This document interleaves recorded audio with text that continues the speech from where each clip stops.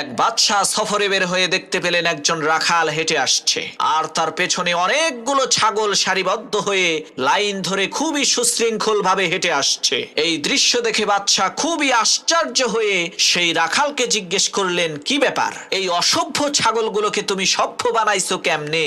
তারা কেউ ছুটে পালিয়ে যাচ্ছে না, কি সুন্দর লাইন ধরে হেঁটে আসছে।